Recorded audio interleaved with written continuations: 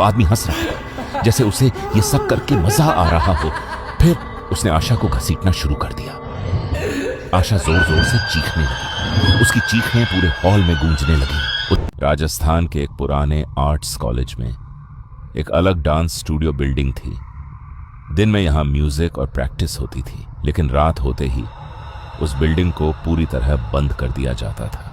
19 साल की आशा और उसके दोस्त करण और विवेक एनुअल फेस्ट के लिए प्रैक्टिस कर रहे थे। आज उनकी फाइनल रिहर्सल थी और वो टाइम का ध्यान ही नहीं रख पाए। जब तक उन्हें होश आया, पूरी बिल्डिंग खाली हो चुकी थी। अचानक म्यूजिक सिस्टम अपने आप बंद चालू होने लगा। तेज टूटी फूटी आवाज में गाना बजने लगा। करण बोला, ये किसने चालू किया?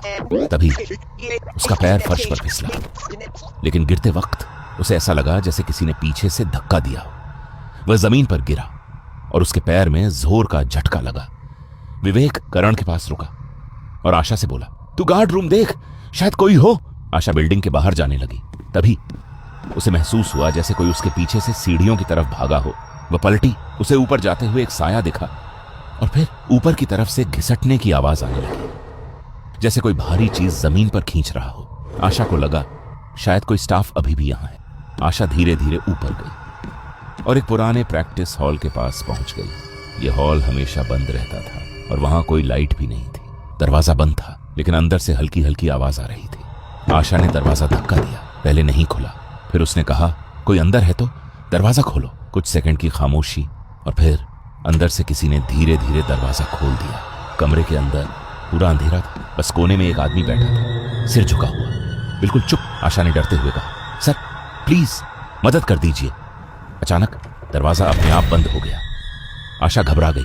वह दरवाजा खोलने लगी, लेकिन वो हिल भी नहीं रहा था। वो आदमी धीरे धीरे खड़ा हुआ और बिना कुछ बोले हंसने लगा। धीरे धीरे उसकी हंसी तेज और पागलपन भरी होती गई। आशा ने हिम्मत करके पीछे देखा। उसका खून जम गया। वो आदमी अब उसके बिल्कुल सामने खड़ा था। उसकी आंखें अजीब तरह से चमक रही थी। चेहरे पर टेढ़ी डरावनी मुस्कान थी। अचानक उसने आशा को जोर का थप्पड़ मारा। आशा जमीन पर गिर गई। वो आदमी हंस रहा था जैसे उसे ये सब करके मजा आ रहा हो। फिर उसने आशा को घसीटना शुरू कर दिया। आशा जोर जोर से चीखने लगी। उसकी चीखें पूरे हॉल में गूंजने लगी। उधर विवेक गार्ड को लेकर अंदर आया। इस बार दरवाजा बंद नहीं था, लेकिन जैसे ही वो हॉल में पहुंचे, वो आदमी गायब हो चुका था और आशा कोने में पड़ी हुई थी। गार्ड का चेहरा डर से सफेद पड़ गया। उसने धीरे से कहा, यह कोई साधारण आत्मा नहीं है। कुछ साल पहले इस बिल्डिंग में एक टेम्पररी ट्रेनर था। वो बच्चों को प्रैक्टिस के नाम पर अकेले कमरे में ले जाकर टॉर्चर करता था।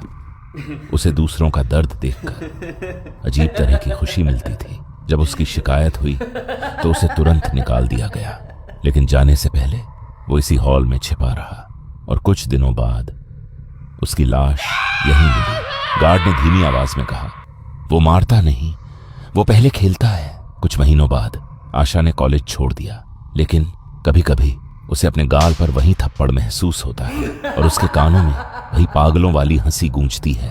अगर कभी किसी खाली प्रैक्टिस रूम में अचानक आवाज आने लगे तो वहां जाने की गलती मत करना। अगर आपको ये कहानी डरावनी लगी तो अभी चैनल को सब्सक्राइब करो, क्योंकि अगली कहानी शायद इससे भी ज्यादा खतरनाक होगी।